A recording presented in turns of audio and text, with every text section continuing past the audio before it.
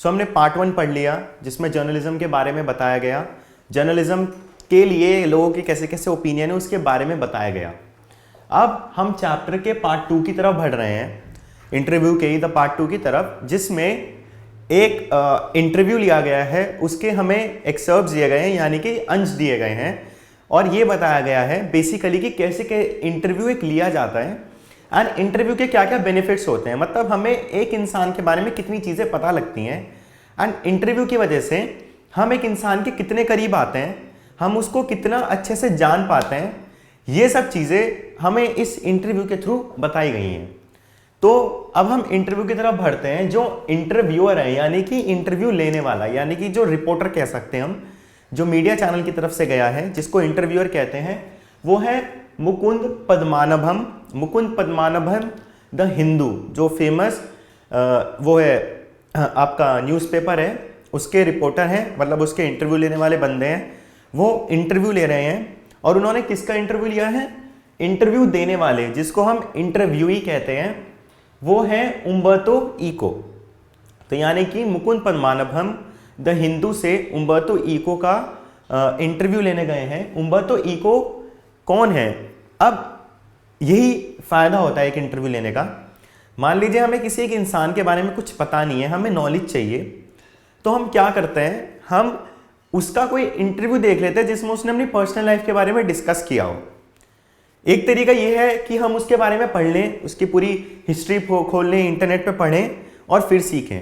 लेकिन इंटरव्यू देखने का फायदा क्या होता है कि जब वो इंसान अपने बारे में अपने मुंह से खुद बताता है ना, तो उसको पकड़ना, उसको ग्रैब करना बहुत ईजी होता है, उसको समझना बहुत ईजी होता है और आपके दिमाग में वो चीज़ छप जाती है। इवन आपको नोट्स बनाने की भी जरूरत नहीं पड़ेगी। लेकिन अगर आप वही चीज़ पढ़ोगे तो क्या ज़रूरी बन जाएगा आपके लिए कि आप क्या करो, आप उसके नोट्स बनाओ, फिर बाद में उसको पढ़ो, उसको संभाल के रखो, तो ये सब चीज़ें मुश्किल हो जाती हैं। तो जर्नलिज्म में इंटरव्यू का जो फायदा है वो ये है कि आपको चीज़ें ध्यान रहती हैं, तो इसलिए ही इंटरव्यू लिया जाता है। तो मुकुंद पद्मानाभम हिंदू से उम्बर्टो इको का इंटरव्यू ले रहे हैं। उम्बर्टो इको कौन है? वो प्रोफेसर है at university of Bologna, Italy, यानी इटली में एक यूनिवर्सिटी ऑफ बोलोनिया में वो प्रोफेसर है, ठीक है। और वो स्कॉलर हैं, यानी कि वो किस किस चीज़ के बारे में पढ़ चुके हैं? सेमियोटिक्स के बारे में पढ़ चुके हैं। सेमियोटिक्स क्या होता है? अंडरस्टैंडिंग ऑफ साइंस, यानी कि जो डिफरेंट साइंस और सिंबल्स हम अपनी रोज की लाइफ में यूज करते हैं, हम समझते हैं, हम देखते हैं, उसकी अंडरस्टैंडिंग, उनको बनाना, उसकी और अच्छी अंडरस्टैंडिंग, ताकि वो हर इंसान के लिए ईजी हो सके, उसके बारे में ये सेमियोटिक्स बात करती है, बताती है। देन ये लिटरेरी इंटरप्रिटेशन भी करते हैं, यानी कि लिटरेचर को इंटरप्रेट करते हैं, क्या लिखा गया है, किस सर्कमस्टांसेस के अंदर लिखा गया है, क्यों लिखा गया है, ये सब वो करते हैं। एंड मेडिएवल एस्थेटिक्स के बारे में भी ये लिखते हैं, यानी कि उस चीज़ को भी ये समझते हैं, ठीक है।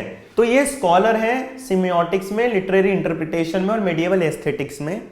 इन्होंने अपनी लाइफ में हर चीज़ की है, यानी कि इन्होंने नॉवेल्स भी लिखे हैं, इन्होंने आर्टिकल्स भी लिखे हैं, इन्होंने एसेज भी लिखे हैं, इन्होंने चिल्ड्रन लिटरेचर भी लिखी है। तो इन चीज़ों से पता लगता है कि उम्बर्टो इको एक बहुत फेमस पर्सनालिटी है, जो कि बहुत सारी चीज़ों में लिखने में बहुत ज़्यादा आगे हैं। एंड उन्होंने बेसिकली हर कॉन्सेप्ट के ऊपर लिखा है, उनकी अंडरस्टैंडिंग हर कॉन्सेप्ट के बारे में है। और उनका इंटरव्यू मुकुंद पद्मानाभम लेने आ रहे हैं, ठीक है। इन्होंने 1980 में एक नॉवल लिखी थी जिसका नाम था द नेम ऑफ रोज। तो 1980 में the name of the rose novel लिखने के बाद मुकुंद उम्बर्टो इको को बहुत ज़्यादा स्टारडम मिला था और इस नॉवल ने अराउंड 10 मिलियन कॉपीज सोल्ड की थी, यानी कि 10 मिलियन कॉपीज की बिकी थी। तो इसका मतलब आप समझ सकते हैं कि ये बहुत ही ज़्यादा फेमस एक पर्सनालिटी रहे हैं। और अब हम इनका इंटरव्यू पढ़ेंगे, इंटरव्यू में हम इनके बारे में और जान पाएंगे और हम ये खुद अनुभव करेंगे कि इंटरव्यू पढ़ने के बाद हमें ज़्यादा इजी रहा और जो चीज़ें उनकी लाइफ के बारे में थी वो हमें समझ आई, ज़्यादा अच्छे से समझ आई और वो चीज़ें हमें याद भी रही, ठीक है। तो उम्बर्टो इको स्कॉलर हैं semiotics, literary interpretation, medieval aesthetics पे 1980 में स्टारडम मिली द नेम ऑफ रोज की वजह से। अब हम इंटरव्यू पे आते हैं। तो मुकुंद पद्मानाभम इंटरव्यू लेते हैं और वो शुरू करते हैं कि डेविड लॉज जो फेमस एकेडमिक थे, नॉवेलिस्ट थे, उन्होंने एक बार ये कहा था कि how can one man do so many things. ठीक है, तो वो ये कहता है कि मतलब डेविड लॉज ने अपनी लाइफ में अपने एक वो दिया था कोटेशन कि एक आदमी अपनी लाइफ में इतनी सारी चीजें कैसे कर सकता है। ठीक है, और ये चीज उम्बर्तो इको पे बिल्कुल अच्छे से फिट होती है। क्यों होती है? क्योंकि वो करते इतनी सारी चीजें, वो एस्से लिखते हैं, वो आर्टिकल्स लिखते हैं, वो नॉवेल्स लिखते हैं, वो डिटेक्टिव फिक्शन लिखते हैं, वो प्रोफेसर भी हैं, यानी कि वो पढ़ाते भी हैं, वो सेमियोटिक्स के स्कॉलर भी हैं। तो इंटरव्यू जो मुकुंद है वो ये पूछता है कि आप अपनी लाइफ में इतनी सारी चीजें कर कैसे लेते हो। इंटरव्यू को शुरू करने का तरीका भी बहुत अच्छा है। वो किसी का कोटेशन बोल के जिस इंसान का इंटरव्यू ले रहे हैं उसकी तारीफ करते हैं। तो एक तारीफ करने से एक पॉजिटिव रिजल्ट मिलता है आपको सामने वाले आदमी की तरफ से। और जब आप इंटरव्यू ऐसे शुरू करते हैं तो क्या फायदा होता है इसका कि आप उसका अटेंशन इजीली ग्रैब कर सकते हैं एंड उसके बारे में और चीजें पता लग सकती हैं। वो आदमी आपके साथ कंफर्टेबल फील करता है। मतलब हमारे साथ भी होता है ना, हम किसी के साथ हों, कोई आदमी हमारी तारीफ करता रहे तो हम उसके बहुत अच्छे दोस्त बन जाते हैं, है ना। मतलब हमें वो आदमी बहुत अच्छा लगने लगता है। सेम इधर भी है कि वो शुरू ही मुकुंद ने ऐसे किया। एक इंटरव्यूअर जो मुकुंद है उन्होंने ऐसे शुरू किया कि उन्होंने उनकी तारीफ की। तो इस तरह से क्या होता है कि दूसरे इंसान को पकड़ना बहुत ईजी हो जाता है, वो फिर खुल के सामने आने की कोशिश करता है। तो यहाँ पे भी वही बात है। तो उम्बर्तो इको कहते हैं कि मतलब वो कहता है कि वन मैन इतनी सारी चीजें कैसे कर सकता है। तो मुकुंद उम्बर्तो इको कहते हैं कि ऐसा कुछ नहीं है। मतलब ये आप लोग कहते हैं कि मैंने बहुत सारी चीजें की हैं लाइफ में, बट मैंने बस एक ही चीज की है। ठीक है, मैं ज्यादा चीजें नहीं करता हूं, मैं बस एक ही चीज करता हूं। तो मुकुंद पूछते हैं कि वो कौन सी एक ही चीज है जो आप जिसके बारे में बात करते हैं, क्योंकि मुझे तो ऐसा लगता है कि आप बहुत सारी चीजें करते हैं, बट आप क्योंकि कह रहे हैं कि आप एक ही चीज करते हैं, तो वो कौन सी चीज है जो आप करते हैं जिसके बारे में आप बात कर रहे हैं। तो उम्बर्तो कहते हैं कि ये तो थोड़ा डिफिकल्ट क्वेश्चन है बताना कि मैं किस एक पर्टिकुलर चीज के बारे में बात कर रहा हूं, लेकिन मेरी जो भी चीज होती है, मैं कुछ भी करता हूं, उसमें हमेशा कोई ना कोई फिलॉसफिकल इंटरेस्ट होता है। वो चीज फिलॉसफी से इंस्पायर्ड होती है, भले ही वो मेरा पढ़ाना हो, भले ही वो मेरा बुक्स लिखना हो, हर चीज में फिलॉसफी जरूर आएगी। तो उन्होंने यही कहा है कि उनका फिलॉसफिकल इंटरेस्ट है, हर चीज में फिलॉसफी को वो लेके आते हैं। ठीक है, और इसलिए वो बहुत सारी चीज कर सकते हैं। उनका कहना है कि वो नॉवेल्स हों, एकेडमिक्स हों, किसी भी चीज में वो फिलॉसफिकल इंटरेस्ट को जोड़ के उस चीज को लिखते हैं। ठीक है, उनका ये भी कहना है कि वो जब चिल्ड्रंस बुक लिखते हैं, चिल्ड्रन की जो बुक लिखते हैं, वो उसमें भी वो नॉन वायलेंस और पीस के बारे में बात करते हैं। यानी कि यहाँ पे भी वो जीने की फिलॉसफी के बारे में बताते हैं। इंसान की जो पर्सनल लाइफ में उसकी जो फिलॉसफी होनी चाहिए, यानी कि जो ह्यूमैनिटेरियन ग्राउंड्स पे जो वैलिड हो, जो सही हो, एक इंसान को मॉरल देता हो, उम्बर्तो इको उन चीज के बारे में लिखते हैं। इसलिए वो कहते हैं कि मैं फिलॉसफिकल इंटरेस्ट के बारे में लिखता हूं। फिर वो कहते हैं कि मैं अपनी लाइफ, अपनी सक्सेस के बारे में, जो भी मैंने लाइफ में गेन किया है, जो भी मैंने अर्न किया है, उसके बारे में मैं तुमको एक सीक्रेट बताता हूँ। मैं अपनी लाइफ के बारे में एक सीक्रेट बताता हूँ। ठीक है, वो कहते हैं कि ये इतना बड़ा यूनिवर्स है, इतने सारे एटम्स हैं, मॉलिक्यूल्स हैं, वो सब घूम रहे हैं। ठीक है, वो कहते हैं कि दो एटम या दो मॉलिक्यूल के बीच में बहुत ज़्यादा एम्प्टी स्पेस होता है। यानी कि इस यूनिवर्स को जितने पार्टिकल्स ने मिलके बनाया है, उनके बीच में बहुत ज़्यादा एम्प्टी स्पेस है। अगर मैं उस एम्प्टी स्पेस को ख़त्म कर दूं, ठीक है, अगर मैं उस एम्प्टी स्पेस को किल कर दूं और उसके बाद उस एम्प्टी स्पेस को किल करने के बाद मैं सारे पार्टिकल्स को कलेक्ट करूं, तो यूनिवर्स इतना बड़ा रहेगा जितनी बड़ी मेरी मुट्ठी है। ठीक है, तो यूनिवर्स इतना बड़ा हो जाएगा। वो कहते हैं कि ऐसे ही ये प्रिंसिपल मैं अपनी पर्सनल लाइफ में एम्प्लॉय करता हूं। वो ये कहते हैं कि मान लीजिए मेरी लाइफ में जो भी फ्री टाइम है, मैं उसमें कुछ ना कुछ काम करता हूं। और वो फ्री टाइम का बहुत अच्छा एग्जाम्पल देते हैं। वो ये कहते हैं कि मान लीजिए आप ऊपर आ रहे हैं, आप फर्स्ट फ्लोर से थर्ड फ्लोर पे आ रहे हैं एंड मैं आपका वेट कर रहा हूं। तो फर्स्ट फ्लोर से थर्ड फ्लोर तक आने में आपको कुछ टाइम लगेगा। ठीक है, वो कहते हैं यानी कि ये मेरा फ्री स्पेस हो गया एंड ये मेरा काम है कि मैं इसको, इस फ्री स्पेस को किसी ना किसी काम से भरूं। तो वो कहते हैं कि मैं क्या करता हूं, मैं इस फ्री स्पेस को यूटिलाइज करता हूं और जितना टाइम आप नीचे से ऊपर आने में लगाओगे इतने में मैं एक आर्टिकल लिख लूंगा। मतलब वो हंसते हैं, वो कहते हैं कि मैं छोटे से छोटा टाइम भी यूटिलाइज करता हूं। वो कहते हैं कि मैं ये जो खाली टाइम है, जो खाली टाइम होता है वो उसको इंटरस्टाइसिस कहते हैं। ठीक है, वो उसको इंटरस्टाइसिस कहते हैं, INTERSTICES। ठीक है, और वो यही कहते हैं कि ये इंटरस्टाइसिस को भरना मेरा काम है, इसलिए मैं अपनी लाइफ में बहुत सारी चीजें कर पाता हूं, इसलिए मैंने अपनी लाइफ में इतनी सारी चीजें अर्न की हैं, इतनी सारी चीजों को पढ़ा है और मैं इतनी सारी चीजें लिखता हूं। यानी कि मतलब वो हमें अपनी पर्सनल लाइफ के लिए भी एक मॉरल देते हैं कि हमारे लोगों के पास फ्री टाइम बहुत होता है। आज के टाइम में सबसे बड़ी प्रॉब्लम किसी भी इंसान के साथ, क्या आप उससे बात करोगे तो वो कहेगा कि मेरे पास टाइम नहीं है, बट स्टिल हम लोगों के पास बहुत ज़्यादा फ्री टाइम होता है, लेकिन हम उसको समझ नहीं पाते कि फ्री टाइम कब है।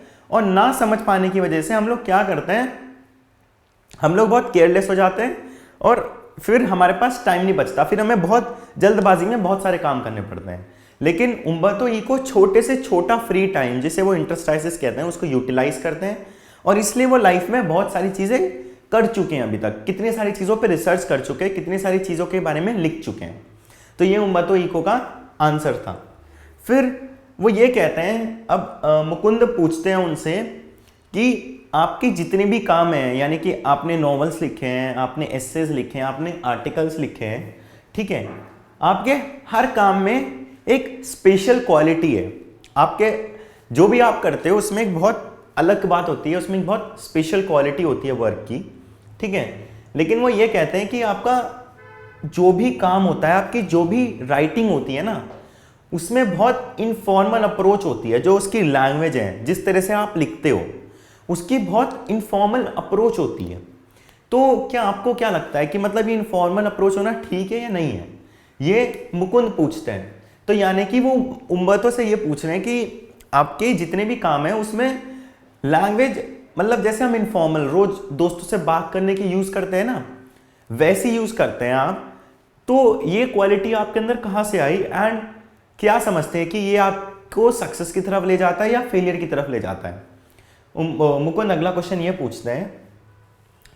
तो वो उम्बर्तो उन्हें अपने अपने प्रोफेसर के बारे में बताते हैं। वो कहते हैं कि उनके एक प्रोफेसर थे यूनिवर्सिटी में, तो वो प्रोफेसर के पास उम्बर्तो अपने, जब वो डॉक्टरेट PhD कर रहे थे, डॉक्टरेट की डिग्री ले रहे थे, तो उम्बर्तो अपने प्रोफेसर के पास अपने थीसिस लिख के ले गए, यानी कि अपना काम ले गए। तो उसके प्रोफेसर ने उनसे एक बात कही कि जितने भी स्टूडेंट्स उनके पास आते हैं अपने थीसिस प्रेजेंट करने के लिए, वो लोग एक काम करते हैं, वो लोग एक चीज़ ज़रूर करते हैं, हर कोई वो ये करता है कि वो सबसे पहले एक सब्जेक्ट को चूज़ करता है कि मान लीजिए मुझे इस टॉपिक पे काम करना है, तो मैं इस टॉपिक को चूज़ कर लेता हूँ। ठीक है, फिर वो कहते हैं कि टॉपिक को चूज़ करने के बाद वो उसके ऊपर फॉल्स हाइपोथेसिस लिखते हैं, यानी कि वो उसकी गलत नॉलेज ले लेते हैं, गलत नॉलेज एक्वायर कर लेते हैं और उसके बारे में गलत गलत लिखते हैं। ठीक है, तो गलत नॉलेज एक्वायर करने की वजह से उसके बारे में आप गलत गलत लिख लेते हैं, वो ये कहते हैं फॉल्स हाइपोथेसिस। फिर वो कहते हैं कि फिर वो उसको करेक्ट करते हैं, वो स्टूडेंट्स उसको करेक्ट करते हैं और करेक्ट करने के बाद एक कंक्लूजन पे पहुंचते हैं। यानी कि हर बच्चे का काम करने का तरीका ये है, वो एक सब्जेक्ट चूज करेगा, फिर उसके ऊपर वो फॉल्स हाइपोथेसिस लिखेगा, गलत गलत काम करेगा, देन उस गलत काम को करेक्ट करेगा एंड देन किसी कंक्लूजन पे पहुंचने के बाद हमको वो काम सबमिट करता है। हर स्टूडेंट का काम ये है। बट वो ये कहते हैं कि उम्बर्तो ईको ने क्या काम किया है, उन्होंने अपने रिसर्च में जो पेपर्स दिए हैं, ठीक है, उन्होंने उसमें सही चीज़ें तो लिखी हैं, लेकिन जो उन्होंने ट्रायल्स किए, जो उन्होंने एरर्स किए, यानी कि जो उन्होंने गलतियां की, उसके बारे में भी लिखा है, उसके बारे में भी लिखा गया है। ठीक है, तो बाकी स्टूडेंट्स तो सब्जेक्ट चूज करके गलत लिख के ठीक करते हैं, लेकिन उम्बर्तो ईको के काम में उन्होंने सही चीज़ तो प्रेजेंट की है, लेकिन जो उन्होंने गलतियां की, जो उन्होंने ट्रायल्स किए, वो भी प्रेजेंट किया है। ठीक है, तो वो कहते हैं कि मेरा ये काम रहता था और मेरे प्रोफेसर को मेरी ये बात इतनी ज़्यादा पसंद आई कि उन्होंने उनके डिसर्टेशन को पब्लिश कर दिया एज अ बुक। ठीक है, तो इस एक्सपीरियंस से उन्हें पता लगा कि उन्हें जो है क्या करना चाहिए, उन्हें लाइफ में एक इनफॉर्मल अप्रोच रखनी चाहिए अपने हर काम की तरफ, और इसलिए वो हर काम जो भी वो काम करता है अपनी लाइफ में उसकी एक इनफॉर्मल अप्रोच रहती है, और शायद ये इनफॉर्मल अप्रोच उन्हें सक्सेस की तरफ भी ले जाती है। उम्बर्तो इको ये कहते हैं। ठीक है, तो ये कहते हैं कि इतना पसंद आया उनके प्रोफेसर को उनका काम कि उसे पब्लिश कर दिया एज अ बुक। देन वो ये कहते हैं कि उन्हें 22 साल की उम्र में रियलाइज हुआ कि उनकी जो बुक्स हैं जब वो ऐसे लिखी जाती हैं कि वो स्टोरी, मतलब वो एक स्टोरी के फॉर्म में लिखते हैं कि उन्होंने रिसर्च की एक स्टोरी लिखते हैं ना। आप कोई रिसर्च कर रहे हो तो कैसे रिसर्च तक पहुंचे, क्या क्या आपको डिफिकल्टीज हुई, जब आप कोई स्टोरी ऐसे लिखते हो। वो ये कहते हैं कि मेरी सारी चीज़ें जो भी मैं आर्टिकल्स लिखता हूँ या नॉवेल्स लिखता हूँ या बुक्स लिखता हूँ वो मैं ऐसे लिखता हूँ कि जैसे कि मैंने रिसर्च करके एक स्टोरी लिखी है। ठीक है, और मेरे एस्से का भी एक नैरेटिव एस्पेक्ट रहता है, यानी कि मैं नरेट करता हूँ उन्हें चीज़ें, मैं उन्हें लिंक करता हूँ अपनी पर्सनल लाइफ से, मैं उन्हें लिंक करता हूँ, उन्हें को ये बताता हूँ कि अगर मैंने कोई रिसर्च की तो मुझे क्या क्या डिफिकल्टीज फेस करनी पड़ी। ठीक है, तो ये कहते हैं कि उन्होंने ये 22 साल की उम्र में रियलाइज़ किया कि जो बुक्स हैं वो एक रिसर्च की स्टोरी की तरह लिखी जानी चाहिए, एस्से के नैरेटिव एस्पेक्ट की तरह लिखी जानी चाहिए। और उसके बाद उन्होंने नॉवेल्स तो बहुत लेट लिखनी शुरू की, उन्होंने 50 साल की उम्र में नॉवेल्स लिखनी शुरू की। उससे पहले तो वो एस्से लिखा करते थे, आर्टिकल्स लिखा करते थे, उनके अपने डिग्री के लिए, पीएचडी की डिग्री के लिए उनके जो अपने थीसिस थे वो लिखा करते थे। वो ऐसे लिखते थे कि एक स्टोरी की तरह। इवन उन्होंने जो यहाँ अपने ट्रायल्स और एरर्स के बारे में बताया वो भी एक स्टोरी की तरह बताया। उन्होंने अपनी थीसिस तो प्रेजेंट किए लेकिन थीसिस तक पहुंचे कैसे, उसे एक स्टोरी की तरह बताया, ट्राई किया, रिसर्च की, जो भी गलतियां हुई सबके बारे में उन्होंने लिखा। तो वो कहते हैं कि मैं अपना रोज का काम, मेरे आर्टिकल्स और एस्से वो भी ऐसे ही लिखता हूँ। ठीक है, मेरे नैरेटिव एस्पेक्ट, एस्से जो होता है उसका एक नैरेटिव एस्पेक्ट होता है, और मैंने नॉवेल्स 50 साल की उम्र में लिखनी शुरू की। तो जो मुकुंद का सवाल था कि आपका इनफॉर्मल लिखने का तरीका है तो क्या आपको ये सक्सेस की तरफ ले जाता है, फेलियर की तरफ ले जाता है, उम्बर्तो ने उसका आंसर दिया। ठीक है, फिर वो अपने एक फ्रेंड की बात बताते हैं जिसका था रोलैंड बार्थेस। वो कहते हैं कि मेरा एक फ्रेंड था रोलैंड बार्थेस जो कि एसेइस्ट था, यानी कि उसने अपनी लाइफ में बहुत सारे एस्से लिखे, बहुत कुछ किया, बट वो कभी भी नॉवेलिस्ट नहीं बन पाया। ठीक है, उसने अपनी लाइफ में एस्से तो लिखे बट वो कभी नॉवेलिस्ट नहीं बन पाया, वो कभी क्रिएटिव राइटिंग नहीं कर पाया, और उसे बहुत इस बात का बहुत दुख था। और वो हमेशा उम्बर्तो से कहता था कि मैं क्रिएटिव राइटिंग करना चाहता हूँ, बट वो क्रिएटिव राइटिंग करता, वो नॉवल लिखता, इससे ही पहले वो इंसान मर गया, वो रहा ही नहीं। ठीक है, तो इससे हमें क्या पता चलता है, वो फ्रस्ट्रेट हो गया, वो क्रिएटिव राइटिंग करने से पहले मर गया। रोलैंड बार्थेस का एग्जांपल देते हैं कि वो ऐसे लिखता था, बट जब वो नॉवेलिस्ट नहीं बन पाया, उसका मन था क्रिएटिव राइटिंग करने का, वो बहुत फ्रस्ट्रेटेड रहता था कि मैं क्रिएटिव राइटिंग नहीं कर सकता हूँ, मैं ऐसे तो लिख सकता हूँ बट मैं कभी नॉवेल्स नहीं लिख सकता। और इससे पहले वो शुरू करता नॉवेल्स लिखना, वो बेचारा मर गया, वो जिंदा नहीं रहा। ठीक है, वो ये कहता है कि जब मैंने नॉवेल्स लिखनी शुरू की, जब मैं क्रिएटिव राइटिंग करता हूँ, मेरा रीजन क्या नॉवेल्स लिखने का, वो ये है कि novels satisfy my taste for narration, यानी कि मैं नॉवेल्स क्यों लिखता हूँ, क्योंकि जो मेरा एक तरीका है लिखने का कि हर चीज़ को नरेट करना, नरेशन में लिखना, नॉवेल्स उस टेस्ट को सैटिस्फाई करती हैं, इसलिए मैं नॉवेल्स लिखता हूँ, इसलिए मैं नॉन फिक्शन चीज़ों के बारे में लिखता हूँ। ठीक है, मैंने लिखना शुरू किया, मैंने बहुत लेट लिखना शुरू किया, भले ही 50 साल की उम्र में लिखना शुरू किया, बट मैंने लिखना शुरू किया। तो वो पहले अपने बारे में बताते हैं कि कैसे उनके प्रोफेसर ने उनके काम को पब्लिश किया, फिर वो बताते हैं कि कैसे उनका हर चीज़ का एक नैरेटिव एस्पेक्ट होता है। देन अपने फ्रेंड का एग्जांपल देके कहते हैं कि नॉवेल्स क्योंकि उनके नरेशन के टेस्ट को सैटिस्फाई करती हैं, इसलिए वो उसको लिखते हैं। देन मुकुंद का क्वेश्चन है कि आप अकेडमिक थे, आप बहुत ज़्यादा एक बहुत फेमस अकेडमिक थे। ठीक है, देन आप एक नॉवेलिस्ट बने, आप एक नॉवेलिस्ट भी हो, आप नॉन फिक्शन राइटर भी हो, नॉन फिक्शन चीज़ों के बारे में लिखते हो। ठीक है, और आप सेमियोटिक्स को भी समझते हो, उसके बारे में लिखते हो, उसको इंटरप्रेट करते हो, यानी कि आपने बहुत ज़्यादा चीज़ें, बहुत सारी चीज़ें की हैं। आप एकेडमिक भी हो, आप नॉवेलिस्ट भी हो, आप नॉन फिक्शन राइटर भी हो, आप सेमियोटिक्स भी हो, आपने अपनी लाइफ में बहुत कुछ अर्न किया है, बट आपकी आइडेंटिटी स्टैब्लिश कैसी है? एज अ नॉवेलिस्ट स्टैब्लिश्ड है कि आप एक नॉवेलिस्ट हो, क्योंकि आप नॉवल लिखते हो, आप नॉवेलिस्ट हो। लोग आपके बाकी चीज़ों को नहीं जानते, वो ये नहीं जानते कि आपको सेमियोटिक्स की नॉलेज है, वो ये नहीं जानते कि आप एकेडमिक में बहुत अच्छे हो, ठीक है, आप नॉन फिक्शन राइटर बहुत अच्छे हो, लोग ये नहीं जानते, बट वो ये कहते हैं कि क्योंकि उन्होंने आपकी नॉवल पढ़ी है तो वो आपको एक नॉवेलिस्ट के तौर पे जानते हैं। तो क्या ये बात आपको बॉदर करती है कि लाइफ में इतनी सारी चीज़ों करने के बावजूद भी लोग आपको सिर्फ एक चीज़ों की वजह से जानते हैं, लोग आपकी बाकी चीज़ों को नहीं जानते हैं? तो क्या ये चीज़ आपको परेशान करती है? तो उम्बर्तो कहते हैं कि हाँ, मुझे ये चीज़ परेशान करती है एंड मुझे अच्छा नहीं लगता कि लोग मुझे बस एज अ नॉवेलिस्ट जानते हैं। वो कहते हैं कि मेरा सबसे पहला काम क्या है कि मैं एक यूनिवर्सिटी प्रोफेसर हूँ, मेरा स्टैब्लिश्ड प्रोफेशन क्या है कि मैं प्रोफेसर हूँ, ठीक है। वो कहते हैं कि मैं नॉवेल्स तो खाली संडेज को लिखता हूँ, मैं नॉवल खाली संडे को लिखता हूँ, ठीक है, लेकिन मैं यूनिवर्सिटी प्रोफेसर हूँ, मैं कॉन्फ्रेंसेज अटेंड करता हूँ, मैं सेमिनार्स अटेंड करता हूँ, मैं मीटिंग्स अटेंड करता हूँ। वो अलग बात है कि लोग मुझे खाली एज अ नॉवेलिस्ट जानते हैं, बट नॉवेल्स लिखने का मेन रीज़न क्या है कि नॉवेलें जो होती हैं वो एक बहुत लार्ज ऑडियंस को अट्रैक्ट करती हैं, वो एक बहुत बड़ी ऑडियंस को अट्रैक्ट करती हैं, इसलिए मैं नॉवेल्स लिखता हूँ। लेकिन वैसे मैं एक प्रोफेसर हूँ एंड मुझे ये चीज़ बॉदर करती है कि लोग मुझे एज अ नॉवेलिस्ट ही जानते हैं बस, ठीक है। फिर देन मुकुंद अगला क्वेश्चन पूछता है कि जो आपकी जो नॉवल थी नेम ऑफ रोज स्टार्टिंग में बताया था 1980 में लिखी गई थी, जिसकी वजह से उन्हें स्टारडम मिला था। इस नॉवल ने अराउंड 10 मिलियन कॉपीज सोल्ड की थी। कितनी कॉपीज सोल्ड की है इस नॉवल ने? अराउंड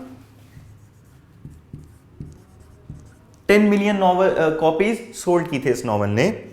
तो मुकुंद कहते हैं कि जो आपकी नॉवल है द नेम ऑफ रोज, वो एक सीरियस नॉवल भी थी, वो एक डिटेक्टिव यान भी थी, ठीक है, और उसमें मेटाफिजिक्स भी थी, थियोलॉजी भी थी, मेडिएवल हिस्ट्री भी थी, ठीक है। तो वो ये कहते हैं कि जो आपकी नॉवल थी द नेम ऑफ रोज, तो वो ये कहते हैं कि उसमें बहुत सारी चीज़ें थी, वो एक सीरियस नॉवल थी, वो एक डिटेक्टिव यान थी, मेटाफिजिक्स भी थी, उसमें थियोलॉजी भी थी, उसमें मेडिएवल हिस्ट्री भी थी। तो आपको ये नहीं लगता कि इतनी सारी चीज़ें जब आपने एक नॉवल में डाल रहे हो, जब आप एक नॉवल लिख रहे थे और आप इतने सारे एलिमेंट्स एक चीज़ में डाल रहे हो, तो पढ़ने वाले लोग पजल होंगे, ठीक है। क्या आपको ये नहीं लगता था कि जो लोगों के पास ये नॉवल जाएगी वो इस चीज़ को लेके पजल होंगे, वो ये सोचेंगे कि ये नॉवल कैसी है, अजीब सी है? तो आपके बारे में क्या आपके दिमाग में ये चीज़ नहीं आई? तो उम्बर्तो कहते हैं कि नहीं, मेरे दिमाग में ये चीज़ नहीं आई।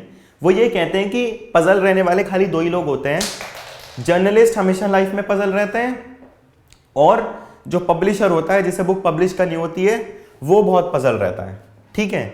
पब्लिशर्स को क्या लगता है कि लोगों को थ्रैश यानी कि कूड़ा पढ़ना पसंद है, और इतने सारे एलिमेंट से लोडेड एक नॉवल जब आप लिखोगे तो वो फेमस नहीं होगी, ऐसा पब्लिशर्स मानते हैं, ठीक है।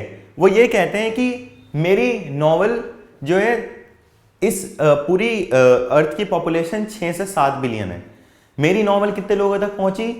मेरी नॉवल पहुंची है 10 मिलियन लोगों तक बस, ठीक है। तो जब मेरी नॉवल खाली 10 मिलियन लोगों तक पहुंची है तो मेरी नॉवल को पढ़ने वाले तो अभी भी बहुत कम लोग हैं, और ये जो बहुत कम परसेंटेज है वो परसेंटेज है जिसे ये एलिमेंट पसंद आता है, ये जो जितने एलिमेंट्स मैंने इन्वॉल्व किए थे ये पसंद आते हैं, ठीक है। वो अपना एग्जाम्पल देके कहते हैं कि जैसे मेरी अपनी पर्सनल लाइफ है, तो मैं रोज रात को ऐसे जो कुछ प्रोग्राम के वो नाम देते हैं, वो कहते हैं कि मुझे मियामी वाइस, ठीक है, मुझे इमरजेंसी रूम, मुझे ऐसी ऐसी चीज़ें देखनी पसंद है, यानी कि जो टीवी पे रोज के शोज आते हैं, तो हमारा दिन डिवाइडेड होता है, हम डिफरेंट टाइम पे डिफरेंट चीज़ें देखते हैं। जैसे कि आपका ये आ गया कि मियामी वाइस है, इमरजेंसी रूम है, हमारे जो सीरियल्स आते हैं तो हम यूजुअली इसको रात को देखते हैं, जब हम खाना खा लेते हैं और जब हम सोने जाने वाले होते हैं, तो हम ये चीज़ें जब देखते हैं, लेकिन हम पूरे दिन इन चीज़ों को देखना पसंद नहीं करते हैं। वो ऐसे ही अपनी ऑडियंस को कहते हैं, वो कहते हैं कि हर आदमी हर डिफरेंट टाइम पे डिफरेंट डिफरेंट चीज़ें पढ़ना पसंद करता है। वो ये नहीं कि हर समय वो गंदगी पढ़ना पसंद करेगा, बट पब्लिशर्स ये सोचते हैं कि लोगों को तो गंदगी पढ़ना पसंद है, इसलिए ऐसी नॉवल जिसमें बहुत सारे एलिमेंट्स हो, बहुत सारी चीज़ें हो, ऐसी नॉवेल्स तो उन्हें पसंद ही नहीं आएगी। ये पब्लिशर समझते हैं, बट ऐसा नहीं है। फिर वो ये कहते हैं कि मैं खुद रात को मियामी वाइस और इमरजेंसी रूम जैसे प्रोग्राम्स देखता हूँ, बट मुझे पूरे दिन देखने पसंद नहीं है। मैं अपना दिन डिवाइडेड रखता हूँ, मैं अपने दिन के डिफरेंट डिफरेंट टाइम पे डिफरेंट डिफरेंट चीज़ें पढ़ता हूँ। फिर उम्बर्तो इको मुकुंद लास्ट क्वेश्चन पूछते हैं कि आपकी जो नॉवल है उसमें आपने मिडिएवल हिस्ट्री के बारे में लिखा है, ये यहाँ पे बताया गया था कि इस चीज़ को उन्होंने इन्वॉल्व किया है। तो आपको क्या लगता है आपकी नॉवल को जो सक्सेस मिली वो खाली मिडिएवल हिस्ट्री की वजह से मिली? आपको क्या लगता है कि सक्सेस मिलने का जो मेन रीज़न था वो मिडिएवल हिस्ट्री था? तो उम्बर्तो कहते हैं कि हो सकता है मेरी नॉवल को सक्सेस मिलने का ये रीज़न हो सकता है कि उन्हें लोगों, क्योंकि मैंने उसमें मिडिएवल हिस्ट्री के बारे में लिखा था इसलिए शायद सक्सेसफुल हुई हो मेरी नॉवल। बट वो कहते हैं कि जब उन्होंने अमेरिका में इस बुक को लॉन्च किया, उन्होंने पब्लिशर से बात की, तो पब्लिशर का ये मानना था कि क्योंकि मैंने ये सारी चीज़ें लिखी हैं और इसमें मैंने मिडिएवल हिस्ट्री के बारे में भी लिखा है, बहुत सारी चीज़ें हैं, तो पब्लिशर को ये लगता था कि मैं अमेरिका में 3000 से ज़्यादा कॉपी नहीं सोल्ड कर पाएगी मेरी नॉवल। इसलिए उन्होंने क्या किया, उन्होंने 3000 कॉपी का ऑर्डर दिया था कि आपके नॉवल की हम 3000 कॉपी सोल्ड कर पाएंगे, ठीक है। और उन्हें ये लगता था कि उनकी कंट्री में ज़्यादातर लोग लैटिन नहीं पढ़ते हैं, तो इसलिए मिडिएवल हिस्ट्री का जो सब्जेक्ट है उसमें भी ज़्यादा लोग इंटरेस्टेड नहीं होंगे, ये पब्लिशर का मानना था। बट जब नॉवल पब्लिश हुई तो इवन वहाँ के लोगों ने, वहाँ पे भी कितनी, अराउंड 3 मिलियन कॉपी सोल्ड हुई, यानी कि अंदाज़ा ये था कि 3000 होंगी, बट हुई कितनी, 3 मिलियन कॉपी सोल्ड हुई। तो ज़रूरी नहीं है कि मैंने मिडिएवल हिस्ट्री को इन्वॉल्व किया इसलिए ही मेरी नॉवल जो है वो सक्सेसफुल हुई। एंड ये कहना कि मेरी नॉवल सक्सेसफुल क्यों हुई ये बहुत मुश्किल है, ये एक मिस्ट्री है, ठीक है। एंड इवन मेरी नॉवल में भी मिस्ट्री थी, इसलिए मेरी नॉवल सक्सेसफुल हुई। तो हम वो तो यही कहते हैं कि ज़रूरी नहीं है मिडिएवल हिस्ट्री का सब्जेक्ट होने की वजह से ही मेरी नॉवल सक्सेसफुल हुई, उसके डिफरेंट रीज़न हो सकते हैं। बट मेरा मानना ये है कि क्योंकि मेरी नॉवल में मिस्ट्री थी और मेरी नॉवल पब्लिश क्यों हुई ये भी एक मिस्ट्री है, तो वो ये कहते हैं कि हो सकता है डिफरेंट डिफरेंट सब्जेक्ट की वजह से मेरी नॉवल सक्सेसफुल हुई हो। तो ये हमने एक इंटरव्यू देखा कि कैसे एक इंटरव्यू को अप्रोच किया जाता है एंड कैसे एक इंटरव्यू के थ्रू हम ईजिली चीज़ें सीख सकते हैं, हम ईजिली चीज़ें ग्रास्प कर सकते हैं एंड देन हम फिर किसी कंक्लूजन पे पहुंचते हैं, ठीक है। तो जैसे कि अब हमें उम्बर्तो इको का इंटरव्यू लिया गया मुकुंद के द्वारा, तो हमें काफ़ी सारी चीज़ें याद हो जाती हैं, क्योंकि जब एक इंसान खुद बोलता है तो वो दिमाग में अपने आप बैठ जाती हैं, रादर दैन पढ़ो लिखो वो थोड़ा डिफिकल्ट होता है। तो ये इंटरव्यू का फ़ायदा था।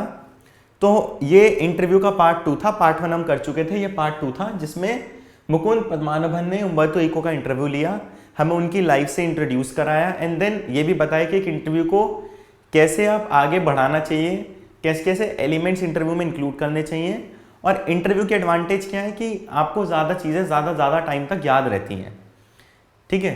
तो ये था आपका chapter the interview by Christopher Sylvester.